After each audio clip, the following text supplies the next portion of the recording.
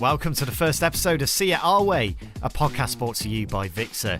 I'm Adam. I'm sort of our technical producer, the person who is working behind the scenes to put this all together. Over the next 6 episodes, we're going to be giving you an insight into what it's like to be blind or visually impaired, how we navigate the world, from life hacks and tech to guide dogs, relationships, work, sports, and everything in between. Today's episode is How to Be Blind. You're going to be finding out about how we travel and whether the accessibility is any good, what sports we partake in, tips on getting a guide dog, and pet peeves, what annoys us about being blind or visually impaired. We start this series though with 2 amazing people that you will hear a lot more during the course of the series. They are Millie and Jerri. Hi guys, welcome to the VICTA podcast. I hope you tune in to listen to them all and educate yourself on blindness and how to be independent and live your life as a blind individual. Follow VICTA on their social medias, Facebook, Instagram, TikTok, you name it, they've got it. Hello, I'm Jerri. I am 25 years old and I am also a blind content creator on TikTok. So this episode is about how to be blind. We want to bring our own experiences and not just say, you can do anything. Like, we want to bring our life experience into it. So here with me I have obviously Millie. She's going to tell you about her life and how she deals with being blind and having sight loss. Yeah, so I was born with a rare brain condition called septo-optic dysplasia. I know that's a long name. So basically I was visually impaired all my life. I was able to see a bit of colour and contrast and details up close growing up. But it was 3 years this year. I woke up completely blind and I had to try and relearn how to live all my life again being completely blind. Yeah, that must have been difficult. Like, how did you get around, like, grieving your sight and finding new avenues, like how to cope with life after? Well, when it first happened, so when I woke up and all I had was light perception, I didn't really tell anyone for like the first day or something. I didn't tell my mum or sibling, fiance, anyone. The way that I do it is I pretty much push my feelings aside. I don't talk about them for a long time. But yeah, for a while I felt really depressed and angry at the world. But I think everyone does that kind of like, why me, in hating life. Yeah, I can definitely agree with that one. Like we always say, what if God exists, then why are we blind? Why do we go through this? Yada, yada, yada. But we just have to get on with it and we find ways around things. And is there anyone who has helped you on your journey or like who you like inspired by on like social media that has helped you cope with being blind? Yeah, so I did have the basic thing what everyone goes through, kind of like the O&M training to start with, local council coming out to help, but they only give you like the basic tools, cane training, a liquid level indicator, nothing really telling you how to live life as a blind person.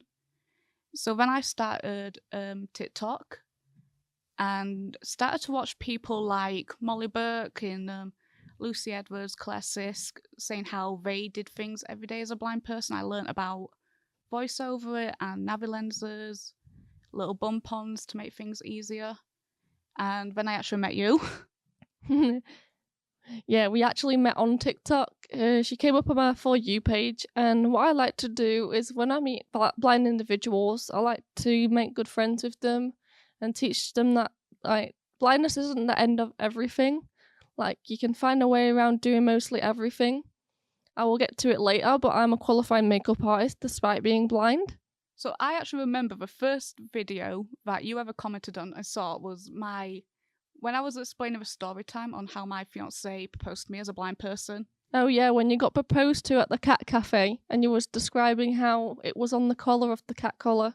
Yeah, and we kind of like bonded how people think that our partners are like our carers and things like that. Yeah, even worse when they assume your partner's also blind, because I don't know how that makes any sense. Blind people can only date blind people, apparently.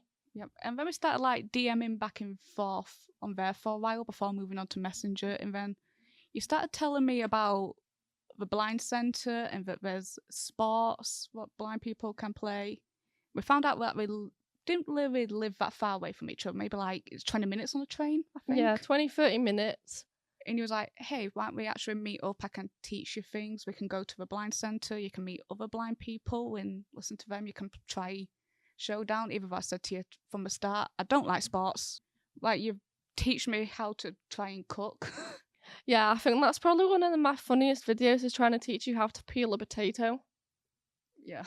Well, I've never peeled potato and I didn't want to use a knife while I'm blind. We just make some really random content, guys, so you should go and follow us. I'm Jerry's POV on TikTok.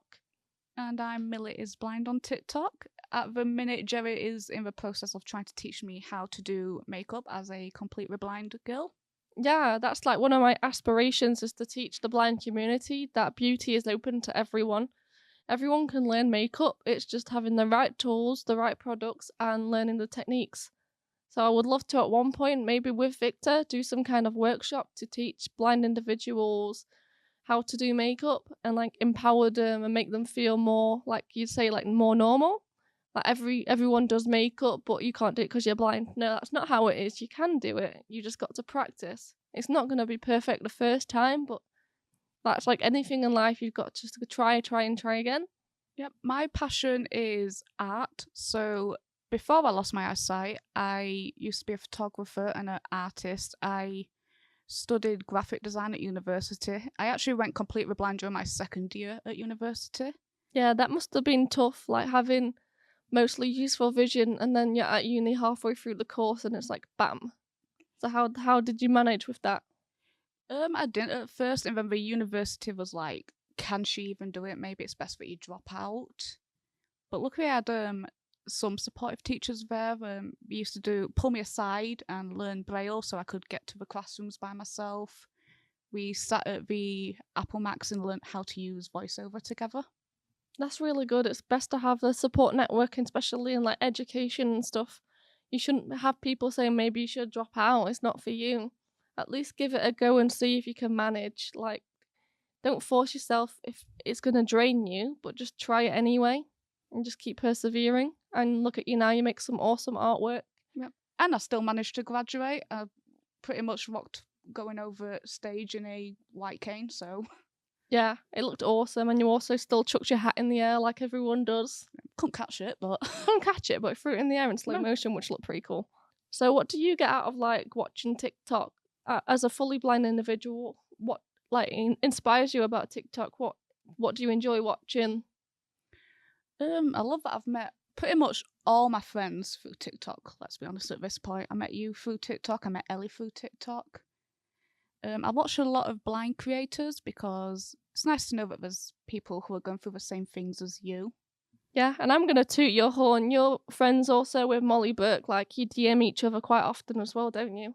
Yeah, which I can say I'm kind of envious about myself. Yeah, Molly is a big help.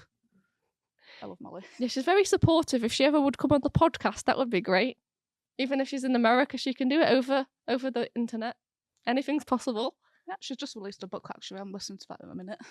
Oh, what's that called? Is it called The Unseen Story or something? It's called Unseen. So she does have an audiobook for it, for those what can't see like me, but then her actual front cover of the book does actually have Braille on it. But what I love about Molly Burke is she's very, like, open and she seems quite down to earth and easy to get on with. And she covers all these different things that you wouldn't think a blind individual would be talking about, like fashion or music or like makeup or hair. And she makes it like more normalised. And it makes people like Millie want to try makeup and try new things. Like this year, you're trying to get more into different fashion, aren't you? Yeah, I need to stop wearing black all the time, just so that it matches. So Millie, what would you say is the hardest part about like being blind, and what have you had to overcome? I think it's different for everyone. It depends, obviously, if you was born blind or if you've lost the sight. So I lost sight, so for me it's the what ifs and like the grieving and things like that. So I remember having sight, but I'm also losing a lot of visual memory. So I do feel like a bit of FOMO sometimes. Yeah, like forgetting like what your fiance looks like and stuff like that. When you got to focus more on the memories you have with each other, and the more you're gonna make, like getting married next year. Whoop whoop. Yeah, got to try and make that accessible to me in some ways. Obviously, picking a wedding dress, I can't do that by look, so I'm going to have to just try and find the most tactile one I can. Yeah, it's going to be amazing. Next week we're going to an appointment and we're going to have a look at wedding dresses. So we're going to use things like Be My Eyes or Her Mum, or we're just going to touch a lot of dresses and see what the embellishments and stuff are like. Yeah, obviously I'll put a lot of fairy lights. I can see light. You can smell the flowers and stuff, so there is sense of it made to make like a wedding accessible. Yeah, we always find sensory ways for everything, don't we? Like, we'll just go to a flower shop just to feel them all, or like that shop on West Street where she was helping us. She was literally taking out all these individual flowers and letting sniff them and touch them. Describing the colours and stuff. Yeah, describing the colours. Little audio describing everything. Yeah. We just have little random blind adventures, but we just live our life and we don't listen to what other people say because we get a lot of trolling, especially doing social media.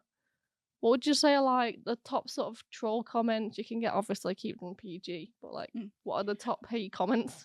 A weird one that I get is, you can't be blind because you have brown eyes.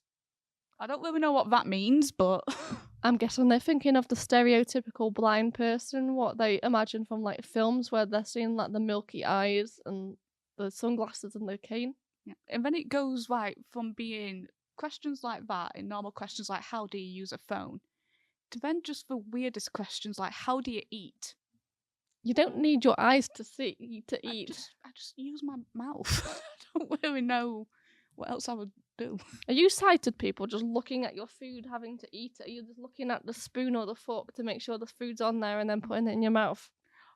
I know a funny story. Can you remember that time when you gave me a little challenge and it was to get from the train station to the blind centre all by myself, just using my cane, my bone conducting earphones and Google Maps? Yeah, after like you used to be in the house a lot before we met, like you was isolating yourself as you said, but one thing I've taught you is independence on like public transport and going town to town. The first time you got me to do it, I managed to get myself to a tram stop by myself. And I was waiting there and I feel something hugging my leg. You're laughing because you know. Yeah, I know where this is going. So I feel something hugging my leg and trying to jump up at me. I reach my hand down and start tapping something and saying, down, down, good girl. Turned out to be a child. So I petted this child. Yeah, you just seem like a complete weirdo now. You're just telling the child yeah, it was fine down. until her mum came over and she was like, it's actually a child. And sorry you feel like a golden retriever. Well, when you pat someone's top of the head, it kind of just feels like fur. So I'm just saying down, down to his child and petting her. And then I get back to you, I was like, never leave me alone again. I've just been petting this kid like a dog. Yeah, we have some very funny, embarrassing blind moments. One of mine has to be, I went to Aldi with my boyfriend. He went to get a shopping trolley. I thought it was him who come back with a shopping trolley. Turns out I was just going to go around the shop with a random stranger. What, did you just grab him and walk around with him? I just grabbed the trolley and then just realised it. Well, Nick actually said to me, I'm over here. Like, what? I thought you were here. Okay. You were going home with someone else. Yeah. You can buy my dinner. I don't mind it though, because our partners prank us all the time. Oh, yeah. Having like a sighted partner who really understands you being blind, but also not just treating you like a child and like you're vulnerable. It's just the best. Like, they can be so sarcastic with you. Constant blind jokes. Try and scare you. What does yours do as well? Like, it plays hide and seek, but without actually hiding. It just stands still in the room, quiet. And I would go in every room shouting his name, and I'd probably pass him about 10 times, but it would just stay there quiet. Yeah. You fascinate my boyfriend because he always says she can't see anything, but her eyes are tracking me across the room like she can see me. That's muscle memory, though. It's weird when you've gone completely blind, but you can still, like, move. After the time I'm tracking a light, I can see a little bit better. And you'll find that they've never dated a blind person before or known a blind person before, but now that they date a blind person, they tend to help a lot of other blind people. Pretty much. My boyfriend bullies you all the time. Yeah. Shout out to Michael. He literally came on live and bullied us yesterday. Yeah, we like to do TikTok lives where they can also be quite accessible because you can use voiceover. Oh, that's one of our top comments. How do you read the comments if you're blind? Or how to use your phone if you're blind. People not heard of accessibility options. My favourite one is how do you film yourself if you're blind? Like, well, if I hold it in front of me, I know it's in front of me. If I hold it to the left of me, then I'm obviously going to look to the left. It's not going to be to my right. But you know where you're looking. I mean, you get some wonderful comments, and I've made some great friends on TikTok from the able-bodied community as well. And a lot of people that said, like, they've got blind children, and it's just fun to have, like, someone to look up to and to know that it's not the end. And, like, I would say, like, the main thing for blind parents is don't, like, I can't say the word. Don't, like, overdo things for them just because they're blind. Let them at least try and have a go. And if they're being unsafe at something, then step in. Don't just assume because they're blind they can't be independent, they can't do the washing, they can't do the dishes, they can't do the cooking. Because then that puts you in a situation when that person moves out of the house, they can't do anything. And then they're going to have to learn it all from scratch. And that's talking from my own life experience. Even though I grew up as a carer for my mum, she still cooked and cleaned and everything. I just looked after her mental well-being and stuff like that. And her medication. If you could cure your eyesight, would you? And my answer would literally be no, because it makes me who I am. Like, it's part of my personality. It is who I am. If I was sighted again, then I would have to learn to do everything again, I feel. I feel the whole world would be completely different if I was sighted.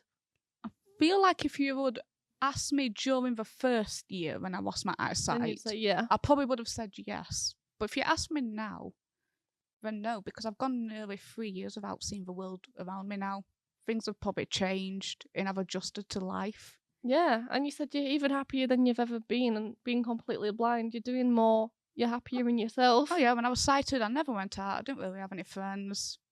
I actually get out more now and have more of a life as a blind person. Yeah. Which was weird because people like assume that I just kind of stay inside wearing dark sunglasses all day, being bored. But no, we do all sorts. We go out, we do stuff like this for VICTA. So we've travelled all the way from Sheffield, which was about, well, we got 3 trains from where we were. We went to see Hits Radio Live in November, and they were great. Like, the escorts described everything. They helped us get food and merch, took us to our seat. What did we also make for the concert as well? Oh, so we made a tactile sign, and underneath we actually used like little beads to create Braille, which was good for you because you're only just starting to learn Braille. Yeah, I never got taught Braille at school because I wasn't, quote, blind enough. Even before you went to a blind school? It used to be a school just for the blind. It's called Tapton. It used to be a school for the blind, but now it's an integrated school. But a blind school didn't teach Braille? No. That sounds a bit weird. Just to those that are severely sight impaired, not just visually impaired. I think everyone should learn Braille. I mean, I went to a mainstream college and we still had at least basic grade 1 to teach me. That's all I want to learn, to like label my makeup and stuff like that. Would be handy.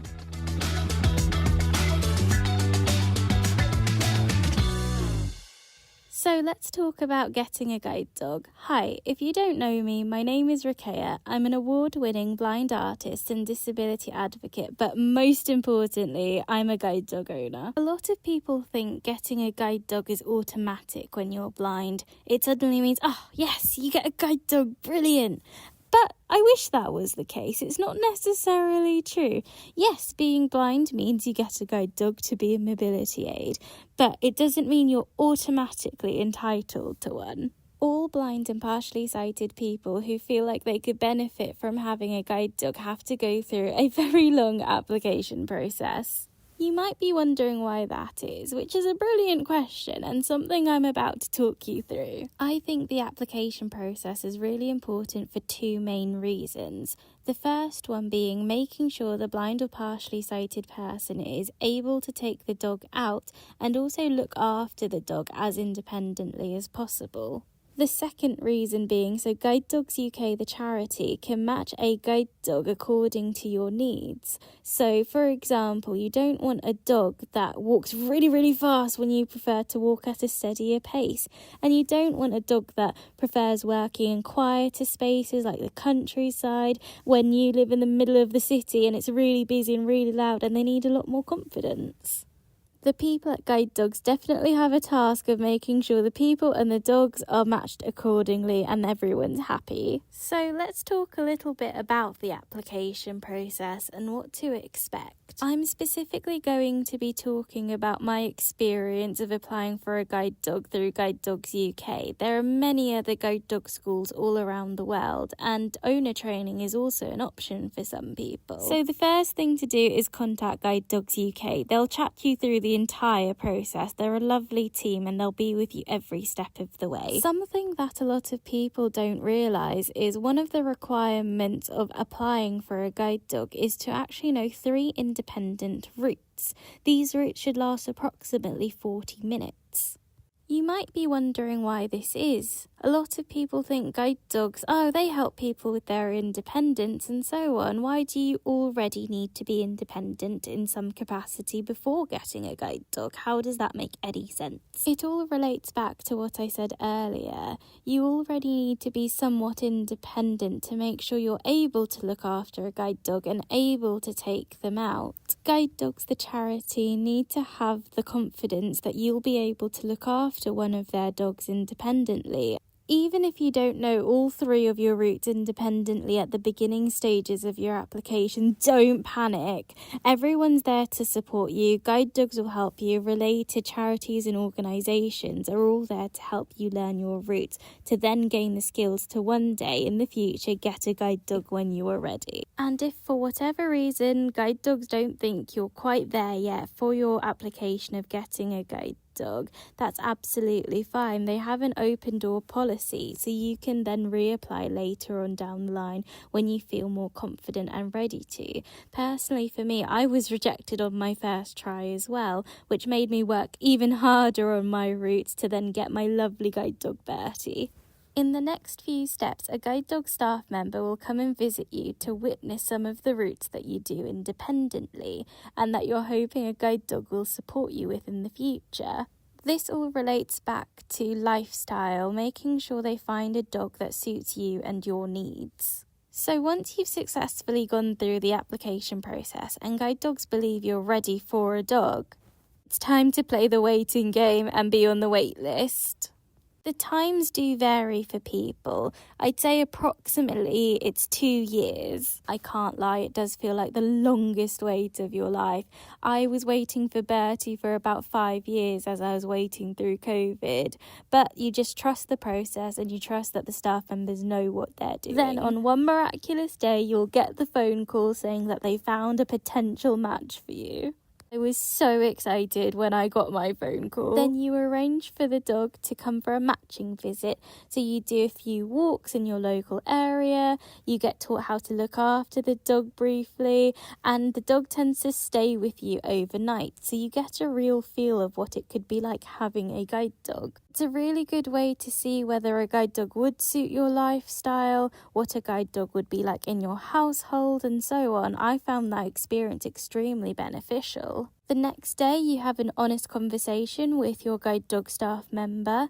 Tell them how it went. They tell you how they think it went. You talk about the pros and the cons. You have some time to think whether to agree or not, whether you think this dog is a good match for you and your lifestyle. Once you and the guide dog staff member are happy with the match, it's time to proceed to training. Thank you for listening on the process of how to get a guide dog and how it all works. I hope this is beneficial for you.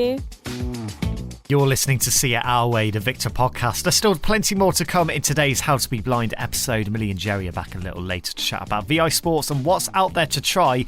Ellie shares some of her blind and visually impaired pet peeves, and star James and Zehra talk transport and how easy or not it can be to get around. But first, one thing most of us have in common is that we've had some pretty strange and very funny moments along the way. I once spent an entire football match cheering for the wrong team, and I'm definitely not alone. Ruqayyah, Talha, Zehra and Catherine have some brilliant, slightly embarrassing stories to share next. Hi everyone, I'm Catherine. I work for VICTA. I'm 25 and we thought we would do a little section on our embarrassing blind moments because every VI person can relate that they have embarrassing occasions where their eyesight or lack of eyesight occasionally just gets them into scrapes. So I thought I would start us off. the main thing that I always do, so for context, I have a fair bit of vision. I look like I have regular vision, but I don't. So what tends to happen is I will often see people that have traits that remind me of someone that I actually know, and I will go over to them thinking that I spotted them in public and be like, "Hi, how are you?" And as soon as I go over and I'm close enough, it then dawns on me that I've never met this person in my life before, and they just have black hair like my friend, and they're staring at me, wondering why this person's come over to them. And I think it's as equally embarrassing for me as the other person, because they're probably wondering how they know me and why I'm being so friendly towards them. Does that happen to you guys? Oh yeah, no, definitely. One of my most mortifying moments was Oh no. a few years ago. So I was at the Royal National College for the Blind, and I'd been visiting a different hall to meet up with some friends. My friend was going to sleep, and I was like, okay, I'm gonna head back to my room.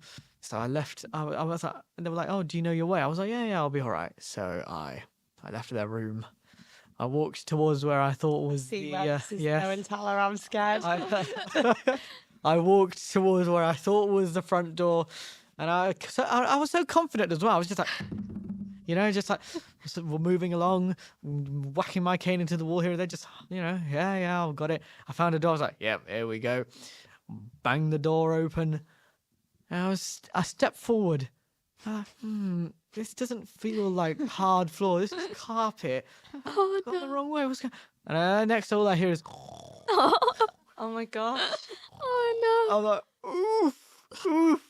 You walked into the wrong room. How could you get in? Had they left their door unlocked or something? Yeah, the door was. I just turned the handle and it opened. Oh, no. Do you know what's funny though? Is I feel like that happens to sighted people as well. Because I've heard a few stories of where people have been on a night out and just accidentally gone into the wrong hotel room, and they can see perfectly fine. They just were really confused. The thing is, the way it gets worse because I froze for a moment. I was like, oh my God, what am I doing? And I think they woke up and they were like, why are you just standing there watching me sleep? What is wrong with you? I was like, sorry. And they didn't let me live that one down for ages afterwards. Oh no. What about you, Zehra? No, I can definitely relate to that one. I had a similar situation where I was in a hotel and walked into the wrong room. Oh no, it's a universal experience. Yeah, it's But my definitely- time is just coming soon. I don't know. I think, I had also type of different blind moms as well.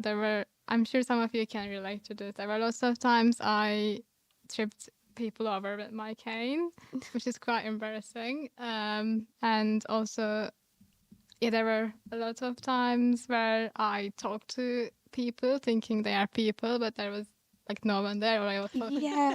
Oh God, yeah. No. or someone thinking someone is talking to me on a train, but they were actually on their phone. I just did that in the cafe outside the podcast. So I just went to get a coffee, and the guy was talking to someone on his phone, and I thought he was talking to me. So But an embarrassing moment for me is walking into lampposts. That happens so often. I do not even want to admit how often that happens. And it's full whack as well, right? Like crunching my nose because it's obviously walking at whatever speed, and it's just it's horrendous. So that's definitely one of mine. And getting jabbed in the stomach with my cane when walking with people, that is embarrassing. Yeah, that's always. And they're just like, oh, what happened? Are you alright? Why are you Like, nothing, it's all right, let's just carry on. Way. Yeah, because it gets stuck, and you don't, and then you're trying to maneuver it, and then you continue walking and get jabbed in your stomach, and it's like, oh. Oof. For me, one thing is being in supermarkets and like with clothes racks, and I cannot see them because where the hangers go, it sort of protrudes, and the amount of times I walk by and the rack is like literally not even an inch from my eye, And that is kind of embarrassing, but also very scary when I can finally see it and it's literally so close to poking me in the eye. I'm like, oh God. And it's right there. Yeah. I do have a story. I don't know how embarrassing it is though. Oh, Go for it. So when eating, generally, obviously there's a lot of sighted people around. My family, they're all sighted. I'm the only one with a visual impairment. And what I find, especially with like water glasses, and that happens a lot going to someone's house when they give you something to drink and trying to place it down on the table without smashing the table or like breaking anything, that is horrible. So I like put my little finger under the bottom of the glass and I'm just moving it down slowly. And when people actually watch you, that is so embarrassing. And you're just slowly trying to put this cup down. And I'm like, I'm trying not to break your table or something. That I find is extremely embarrassing for me. Do you know what? That's actually reminded me. I have a rule in my house that my boyfriend is not allowed to leave out any pans or anything that has water in it because... like to stand on the side, because the amount of times that I pick a pan up not realising that there's water in there because I just can't see it and just throw water everywhere and it's so annoying. So I'm like, you cannot be leaving anything out, like baking trays or anything with water in it without telling me first. But then also I do it where glasses that are empty or just have water in them, sometimes I just don't see them there at all and I'll go to put down a mug where there's already a glass and then it scares the life out of me.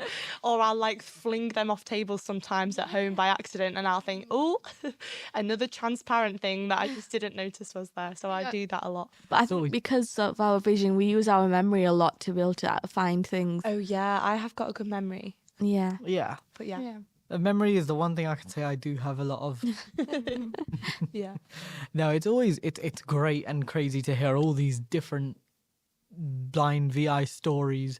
Every one is worse than the previous one. Yeah, and you can relate to them all. If you haven't necessarily done it yourself. And if we've got this many, imagine how many more there are out there. Yeah, I think anyone who is listening should comment your funny stories. Yeah, definitely. Or you could email us, podcast@victa.org.uk, or on our TikTok or our Instagram. Tag us in social media, yeah. Yeah, please do. We love hearing your embarrassing stories, and then we feel a bit less bad if it's happened to us.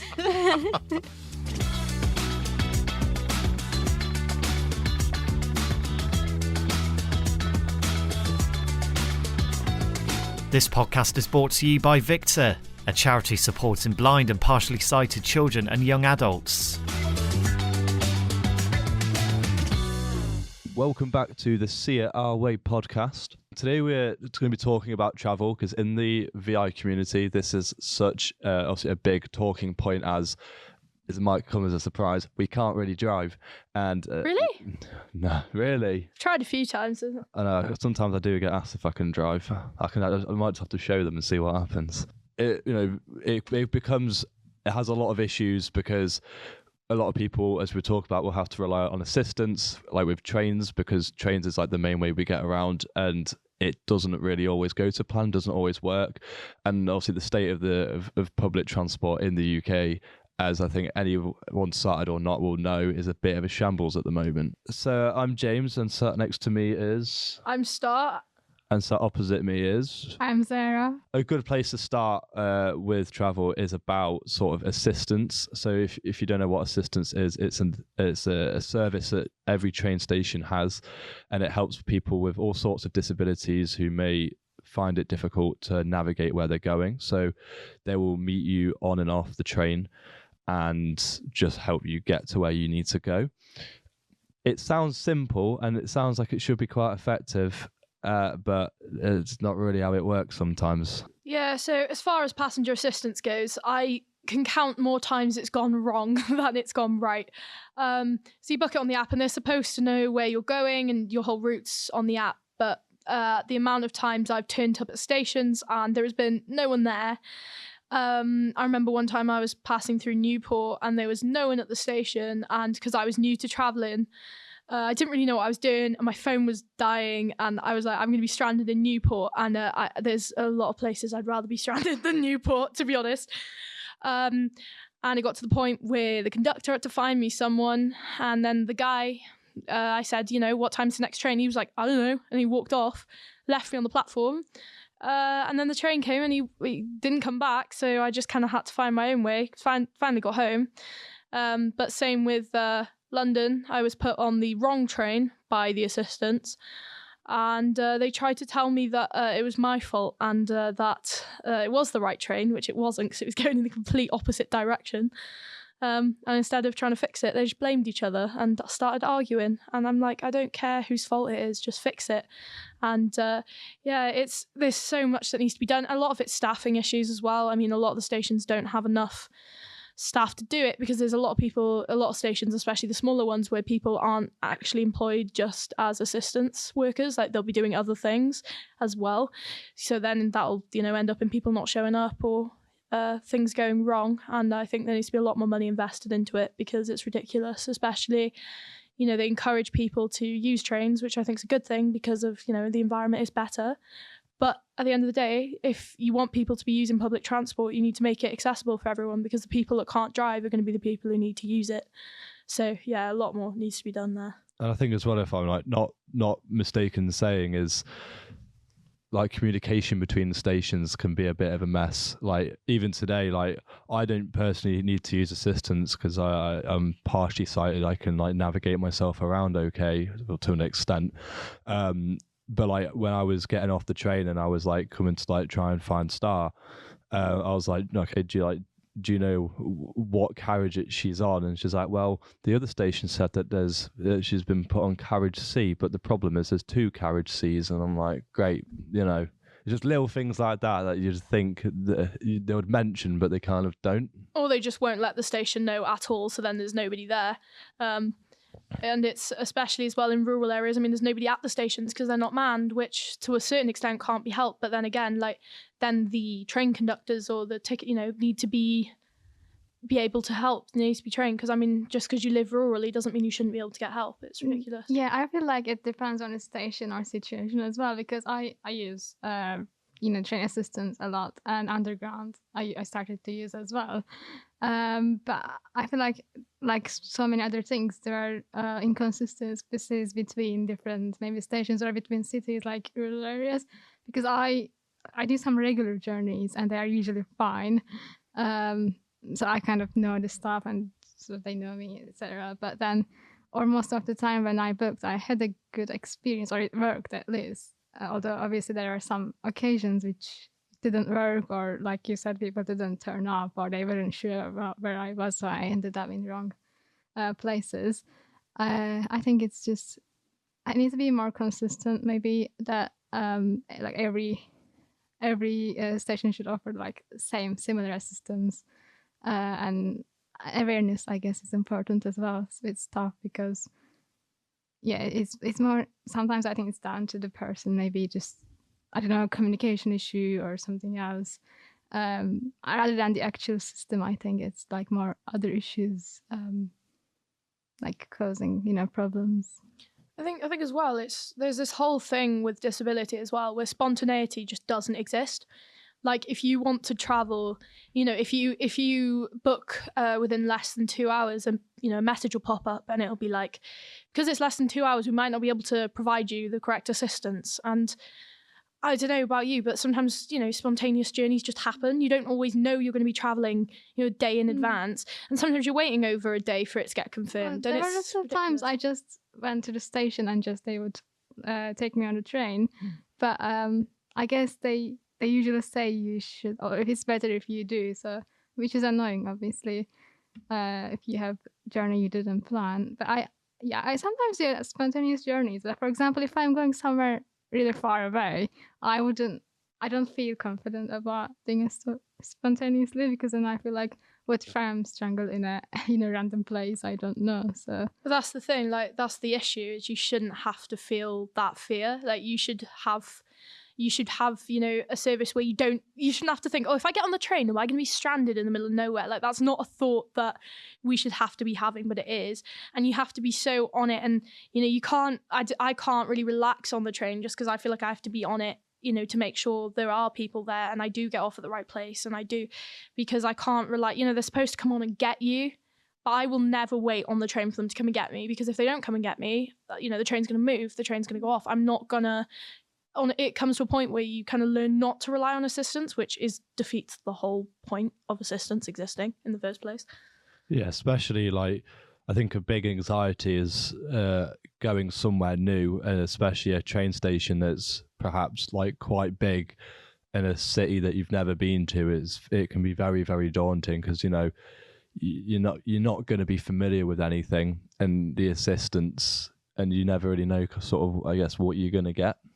And that works in not just on trains, but just in a city in general. Like when you're not familiar with something, it can be. I mean, I always like to go somewhere new with someone for the first time, and then feel a bit more confident once I know I've done it once. Yeah, I feel like trains are, for me, they are the best or like the easiest part, because I feel like I struggle more with, for example, if I have to take a bus in a new city. Do not get me started on buses. Oh, dear. Or like things like, you know, flights or other sort of modes of transport. I feel like I need to plan more carefully, or like there are things I wouldn't probably want to do on my own if I'm going somewhere for the first time. I mean, buses, I moved down from rural South Wales up to Bristol, and when I was in Wales, it was a case of you get the bus at 10 a.m. or you get the bus at 6 p.m. and if you miss those buses, well, I just don't bother. And moving up to Bristol, I was thinking, okay, you know, this is going to be better, this is going to be easier. And the amount of times, like, you'll be standing at the bus stop and obviously you can't see to flag it down. I'll have my cane so they can see me and they'll just drive straight past as if to be like, well, you can't see me, I'm not going to stop. And the case of, you know, when you get on the bus, they've gotten better now with announcing stops. A lot of the buses do that now, but some of them don't. And the problem is with buses, some of the same bus numbers have been modified and some haven't. So you could get, say, a bus I get often is say you get like one of the, say, 70, for example, in Bristol.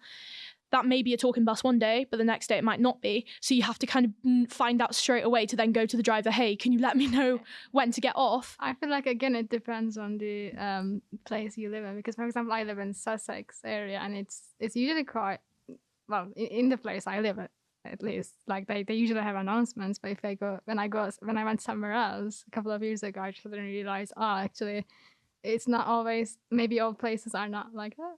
So. No, they're not. And it's only been, I think I've only noticed recently it's been a thing that's been more of a regular thing. And, you know, it's all well and good having maps open and stuff like that, but it's just really anxiety inducing. Like, I want to be able to hear, you know, the next stop is this so I know where I am on my journey. And it's not just a blind thing either. Like, it's just a peace of mind thing, especially if you're on a bus you've never been on before.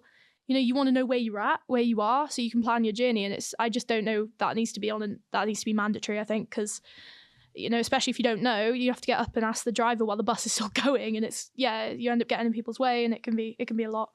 Yeah, like some bus drivers, and I know not every bus driver, but, you know, sometimes if you get a miserable driver, you can fall out with all the bus drivers, and they don't really want to help you, and you're like, okay, that's terrific. Or they're like, I don't know, or they'll like nod at me, and I'm assuming they've either ignored me or they've nodded at me, and I'm not quite sure which one it is. And they're like, can you tell me when I'm at this stop? And I get no response. I'm like, well, this is going to be a lucky dip. Let's find out if they say anything or not. I think another thing to touch on with travel, I got a question, got given a question, and it was about how, in like a new area, how do as VI people, like, how do we navigate and travel around sort of new areas? So, great difficulty. Yeah. So, you know, for example, like sometimes if it's busy or I'm like a little bit stressed in a new place. You're really annoying? That's true. I do get annoying. So. Yeah. Sometimes I just need to calm down about it. But I have like my symbol cane that I have if I don't really use it often, but I have it with me just in case, and that just kind of makes people aware that I can't see very well, and that just they tend to move out my way a little bit, and it can be quite helpful. And, you know, I think, I know it's again a side thing or not, I think sort of planning ahead is always a big one for me. Knowing sort of roughly where, let's say I'm getting the train there, like sort of roughly where the train station is in relation to sort of maybe where I'm going, or if I'm staying at a hotel or something. And just, I think a big thing for me is planning. And, you know, if I have my symbol cane, I know that obviously other people will have like a cane or even those meta glasses that can talk to them. I love my meta glasses. Not sponsored. Tell us about your meta glasses. Oh, okay. Not sponsored. They can sponsor me if they want to, though. You know, And I'm okay with that. How they help you like sort of travel. Yeah, and stuff. they're pretty good. They read, the thing that they're good at is reading signage and reading, you know, if I can say like what's in front of me, they'll tell me what's in front of me. I mean, it's, you know, it is still AI, so you've got to take it with a pinch of salt sort of thing. But yeah, no, I love my meta glasses. I mainly use them to listen to music, I'll be so honest. Because the bone conducting like technology, like they you can actually hear everything that's going on around you still. Because I love listening to music, but obviously I still need to be aware of what's going on around me with like noises. So they're good for that because I can actually still hear what I'm doing. But yeah, they're amazing for reading. I've tried to get them to do bus numbers and stuff. Sometimes it's hit and miss. Sometimes it's like the bus number is not visible. And I'm like, well, I don't know where it is. But yeah, no, they're great. They are really good. I'd recommend. I've seen loads of people like posting on like forums, like, should I get the meta glasses? I'd say yeah. I mean, they don't do much that your phone can't do. I guess it's useful they see the big picture, because when I do use my phone, I need to point my phone into different things, and if I can't really do it, you know, properly, then it's difficult to identify. It's good because if you know what sort of direction you're trying to go in, you can kind of just point your head at that direction and it'll pick it up, sort of thing, right? But yeah, meta glasses, please sponsor me. What about Ubers for you guys and taxis? How did you find that? Because I think I had with taxis. If it's, for example, in the place I live, I usually use like the same or similar taxi companies because I know they are quite good. But if it's a new place, I don't know. I feel like I have mixed.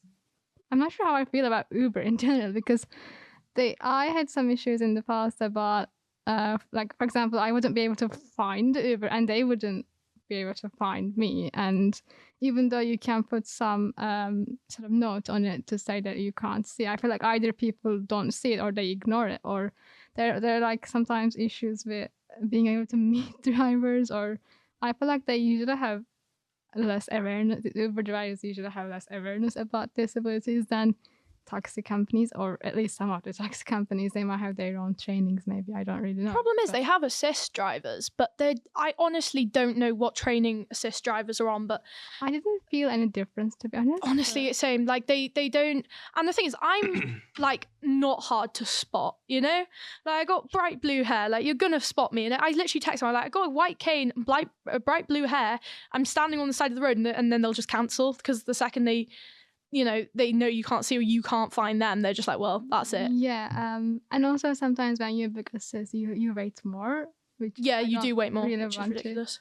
I think with Uber, I mean, my sort of the way I go around it is if like I see where the pickup point is, I'll mainly just try and look at the colour and then like sort of like walk past Some of us are colourblind, James. I know. Can't see. Or like if I'm close enough, I can try and make out the reg plate. But I think the thing that puts me off the most is when you try and book an Uber, and I had this in Birmingham a few months ago. So there's like a road where it said the pickup point was, and he like parked up somewhere. I was like, I'm at the pickup point. I'm like, well, you're not. So I had to walk over to him. Luckily, it was just like round a corner. And it was like, yeah, sorry, Uber's not allowed to go down there anymore. And I was thinking, well, it would have been quite nice for you to tell me that. And like just general like roads where you'd think you'd be able to pick up a taxi from, but then you have to go like 2 streets down the road because they're like, oh, taxis aren't allowed down there, or Ubers can't go there anymore. It's just like the black cabs or something. I think that is the biggest sort of put off with Ubers for me. But the problem is as well, though, these taxi services, yes, they're better, but a lot of the time they're a lot more expensive. So especially if you're like, I'm a student, so, a lot of the time I'll have to be like, hey, I'm going to have to just get an Uber. But it's, and I've had some so weird, like when they know I'm blind, I've had so many weird conversations in an Uber. Like I was in an Uber and I think I had my cane in my bag. And I was holding my phone close to my face so I could see it. And he was like, why are you doing that? And I was like, because I can't see. And he was like, you're lying. I was like, no, I'm not. And then he's like, you're lying to me. You can't. And then we like got into this full on like discussion about whether I was blind or not. And I literally like pulled out my cane and I was like, I am. And he's like, but you seem so happy though. And I was like, what? I was like, what? I don't understand how those things. I was like, oh, you don't look miserable. You must not be blind. I was like, no, that's not okay. We're not allowed to be happy, guys. No, I think it's a general societal issue that. yeah, I was just like, okay, you either like, do the thing where you don't talk to me or have a nice conversation with me. I don't want to be arguing about whether I can see or not. Another thing with taxis as well, this isn't something I can really comment on, but I think it's really important to bring up is service animals Yeah, I was going to mention that. getting turned away, which is absolutely ridiculous. I was out the other day and I met this Uber driver. He brought up he was an Uber driver, and then we got into like this massive debate about like guide dogs in Uber drivers. And he was like, oh, but Uber Pet. And I was like, no, you have to pay more for Uber Pet, which is firstly unfair. And secondly, service animals the same way that if dogs aren't allowed in a restaurant, a service dog will still be allowed entry, and it's a requirement for them to be allowed entry. And the fact that people are getting turned away from that, it puts people off going out and about if they think they're going to, get into arguments about something that really should not be up for debate or discussion. And when you sign up to be a taxi driver or an Uber driver, you need to know that that is going to be something that you will probably come across, and you're going to have to know how to accommodate and deal with that. Let's talk about flying. Now, flying, it comes with its difficulties amongst, like with train travel, and you do get assistance. However, you can just sit on the plane if you do have it, because it's not really going to go anywhere if you don't. Well, when you're landing and they come get you off it, it's not like you're going to take off to Grimsby, is it? Do you know what I mean? That would be an interesting story time. Yeah. No, with flying, I don't tend to fly alone, but that isn't a vision thing. Like, I'd be confident flying on my own now that I've experienced how they are with assistance. In the airports especially, it's great because obviously skipping queues is always going to be good. But as far as, going through passport checks and security, they will have someone to go through with you, which is really, really useful. And they'll let you board early as well, which is always nice. Without paying extra. Without paying, and you can get your seats, which is reserved, which is important because obviously you may need to be sitting with someone or, being close to the bathroom, or there's loads of requirements that need to be met there. But I find airports the most stressful place on earth. But that is more of a me thing. But to be honest, I've heard so many good things about airport assistance, like rather than compared to trains where I hear a lot of problems. A lot of people have actually had a lot of good experiences with it. I flew out to New Zealand.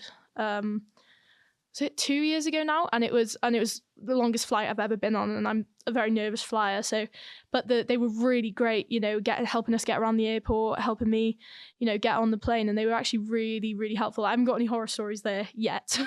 I'm waiting for the next time I fly in a few months, and I'll let you know. I feel like I have the opposite experience. I had really great, experience with trains and assistance, but not always so good with flying. I think that's mainly because obviously when you fly, it depends on which country you go and what assistance system is like there, or like depends on the maybe airline you're flying with, etc. It's just, I think my issue wasn't really, you can't really get on the wrong plane or anything like train. It's just. Well, I'm sure you could try. but it wouldn't quite work. I think it's just mainly my issues were around awareness and just stuff, not knowing how to guide people, or just forcing people to maybe use the wheelchair, even though you may not need it, or you might need different type of. They tried to do that to me in an airport in Qatar, and they were like, oh, we brought you the wheelchair, and I was like, I don't want it. And then they kind of looked at me like really, like it seemed like they were offended that I didn't want it, and I was like, no, thanks for bringing it, but I won't be needing it. But shout out to Air Canada, because they gave me a Braille safety sheet, which I've never had on any other airline. That's cool. So yeah, shout out Air that Canada. was also a good one. I had the Braille safety shit as well, which is really cool. They did announce over the tannoy though. They were like, "Is Skyrme here?" And I was like, "What have I done?" No. I actually thought I was about to get kicked off the plane. I was like, "Oh no, what did I do?" Armed police waiting at the bottom of the stairs for me. I think tips for traveling if you are visually impaired or disabled or just struggle with traveling in general is just, it's easier said than done, but don't be afraid to just ask people, because sometimes you know, it's just, you sometimes have to. Sometimes you're in a situation where you do need to just go, excuse me. And, people are usually, you're going to get you're going to get an odd person that's, ignores you or doesn't want to help. But honestly, I've met some of the nicest people who will help me get to where I need to go. And, sometimes if I've needed a phone charger, people, you just got to ask, and people are always, most of the time, willing to kind of lend a hand, but also just try and be alert, of where you are, what stops you're at, and there are apps like Be My Eyes and Seeing AI as well that are really useful for that. And Meta Glasses, please sponsor me. Yeah, I think definitely, because people at the train stations, for example, their job is there to help, and you can't just gotta hope that they do, because they say they do. If you just need a hand with the platform or something. But I say my pro tip is definitely to slightly plan, and I know it can be a bit jarring sometimes, but I mean, if you're going let's say you got a long trip planned, there's a lot of planning involved with that anyway. Give yourself plenty of time to when you're getting somewhere, so you're not rushing. This is why he hates traveling with me. Honestly, I've got ADHD, and I'll be like, I'll just turn up 1 minute before the train's gonna leave, and it'll be fine. And he's just there no, we need to get there half an hour early, and I'm like, no, we do not. Because sometimes if some trains, if it's departing from the station you're getting it on, then it sits there for 20 minutes beforehand anyway, so you can get a good seat. So we'll have to wrap it up there. Make sure you follow VICTA UK on TikTok, Instagram, X and Facebook. podcast@victa.org.uk if you want to ask any questions. And if I've got that wrong, then the questions aren't going to get to them.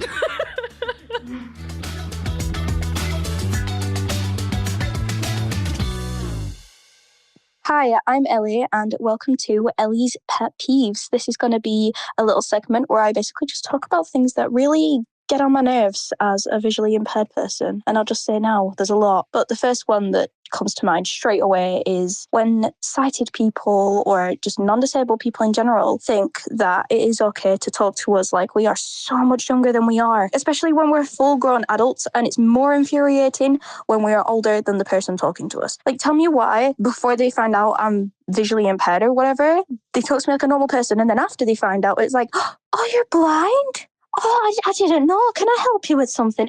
Chill, please. I'm still the exact same person as I was 10 minutes ago. It just kind of winds me up, especially since not all, but a lot of them think that they're so much more superior, if you know what I mean. They just kind of think that if, they can see and they can do things that maybe I can't, it makes them better as a person. It makes them, more successful in life. No, some things, I'm not being funny, I can do much better than a sighted person because I don't need to rely on my eyes for absolutely everything. So I don't know, I just feel like it, gives me a bit more diversity in life. Something else that kind of links to this as well is how literal strangers try to handle blind/visually impaired people in public. For example, I don't walk around with a cane, but my eyes, if people, look at my eyes, they can kind of tell. And if, say, I'm in a shop and I want some assistance, and I'll go to someone and be like, hi, I'm visually impaired, please can you help me find this, this, and this? They'll be like, oh, of course. And then literally sometimes they'll just grab my arm, or put their arms, their hands on my shoulders, and they'll start to move me forward. And what are you doing? I didn't ask for this. I'm just here to find some milk and bread. You know what I mean? It's not. We aren't just these objects that you can move around and put where you want. We're still people. If I did that to you, you'd be like, oh, what are you doing? And then you'd probably shout at me for, touching you or whatever. But no, when it comes to blind people, that rule just doesn't apply apparently. But yeah, if you don't know someone and a blind person asks you for help out in public, just treat them like a regular customer is asking you for help. It's not that deep. And if they do have a cane or a guide dog, please don't grab their arm and drag them across the road or something. Just please don't do it. It's so scary and it's just so disorientating. But yeah, that's all I've got for today. But I'll be back in the next episode to give more Ellie's pet peeves. So yeah, can't wait to see you there. You are listening to See It Our Way, a podcast brought to you by VICTA. Have you ever wondered what sort of sports we get up to as blind and visually impaired people? Well, Millie, Jerri and Zehra are here to tell you all about it. So there's lots of sports we can actually do as blind individuals. There's a lot of adapted sports, which like blind football, blind cricket, stuff like that, which is like the original sport but just adapted with like tactile markings or ball bearings in the ball or bells or audio markers. Like I know in baseball they have like someone who claps and then they use like a siren for the other like base, and there's lots of ways to adapt sports. But there's also like sports like Showdown, which was originally invented in Canada by 2 blind people. And it's a blind sport that was invented, I'm trying to think when, I can't think of like the year, but quite a while ago, about 40 years ago. I think it was 70s. Yeah, probably around the 70s Yeah, I would be think about so. right. And yeah, it's a bit like table tennis mixed with air hockey. Everyone wears blindfolds, and it's the first person who gets to 11 with a 2 points difference who wins. It's very competitive and addictive, but also can be played just for fun. There's varying levels, like you can just play for your own team, go to nationals, and just do it like England competitions. Or you can join like Team GB like I am, and you can go to places like Prague or Poland, and you can compete in those competitions. So I went to Prague in August last year, and it was an amazing experience. Like, got to go to a new country, second time I've ever flown, got to meet new people, and it was definitely a big challenge, but learnt a lot in that space of 5 days. What is like you guys' story with Showdown? How did you get into it? What did you think to it? So my story with sports in general, I tried various different sports. Some of them were visually impaired, adapted sports for visually impaired people, like goalball or blind or sound tennis, which are, sports played with balls with bells in them. And they are great. They're really competitive, fun, and you can meet great people. But I personally didn't enjoy the other sports with balls as much.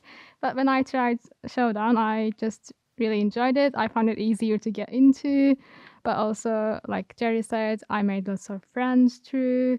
I am part of a club. I went to competitions, and it took the competitive person out of me, and I realized that when I found the sport I'm good at, I enjoy, I can be, more competitive or like enjoy sport as well, because as growing up, I didn't really think sport is for me. But when I find something I like, I realized that this is something I could also do. It's just finding the right sport for you. And yeah, a couple of years ago, I also I started involving in sailing, which I've been to a couple of sailing trips with different charities. And I also realized that there are lots of sports I didn't really think I could do, but actually it's possible. With sailing, for example, I realized that it's not just about sight, but it's about using our other senses. Like, you can feel your way around and learn to do all the activities you need to do rather than sailing. You can hear the wind and directions, and you could sail and helm through that as well. And it was quite empowering to realize that I can actually do so much on the water without being amazing. able to see. I would definitely like to try sailing. That's definitely something I've heard little bits about, but it sounds quite intriguing. Like, can anyone come and have a go at that sort of thing? Like, that's how you get into sports, is going to things like VICTA or BBS, like have a go at the sports. Yeah, I think obviously VICTA has different sports days and taster days. With sailing, I've been to a few events with organizations like Sailing Vision Trusts and Visually Impaired Sailing Associations. I don't know if you guys know any other organizations or any other sports you did and you enjoyed, or any other experiences. I used to play blind cricket back in my day. Now, when I was like 15, 16, I played blind cricket again for GB. So I get quite competitive with these things. And it actually led to me being on Blue Peter, which was quite interesting. I got a Blue Peter badge, got to meet the presenters and stuff. Always seen that show as a kid and I was like, that'd be cool. So they got to come and try it, and we got to teach them about sight loss. And I think it's good to teach definitely celebrities or bigger people in TV about sight loss, and about how we can adapt and live our life, because people just feel sorry for us a lot of the time. Yeah. Did you get involved in any sports? Yeah, Millie, what sports did you try when you lost your eyesight? When I dragged you along to the mall, what did you try? Well, actually, I think Showdown was the first sport I tried. Because I'm going to be honest, I absolutely hated sports when I was sighted. I wouldn't even go to PE. I absolutely hated sports. Yeah, you just skive. Yeah, didn't want to watch it, didn't want to play it. But when you was like, come and try this sport, and I was like, I'm going to hate it. I'm going to hate it. I'm not going to want to do it. When I tried it, I was absolutely terrible at it. But yeah, I'm still here a year later. But how do you think you've improved, compared to that first session? How do you think you are now? Like when we went to National Nines in November in Birmingham, how much better did you think you're doing? And I think I have definitely improved, both technique-wise and confidence-wise, I think, to be fair. Yeah, and I know you love the social aspect of making friends, and we all get together in the central space and we get to have a rant and catch up on everything and have a social time, have a little drink maybe, have some nice food. Is there a sport that you two would like to try in the future? Or any kind of activity? I did some rock climbing, which I loved, but I couldn't get involved in much just because there weren't any clubs or places I could do regularly. So if there was such a thing, I would want to get involved in climbing regularly. Me and Millie go rock climbing quite often with a charity called Climb, and they basically focus on doing rock climbing for disabled people. That being if you have a sight impairment, hearing impairment, in a wheelchair, as long as you can kind of carry your own weight to an extent, they will ability and show you how to climb the wall, how to belay each other. It's also very scary when someone completely blind is belaying you. You have to have that trust in them that they're going to look after you. Millie really loves rock climbing. She just goes up the wall in 0.2 seconds. She can't see it. She just keeps going and going. And I'm looking at each and every one of the holes I got to get that. Yeah, you're looking and I just turn into Blind Spider-Man. It's great. Blind Spider-Man. I think they need to bring that out. Blind Spider-Man. The ones I want to go to next is archery and blind rifle shooting, because we all trust blind people with guns. But yeah, that sounds really cool. Yeah, I want to do archery as well. I tried it once, but I never did it regularly. Well, they do our archery at the spinal injury unit at our local hospital.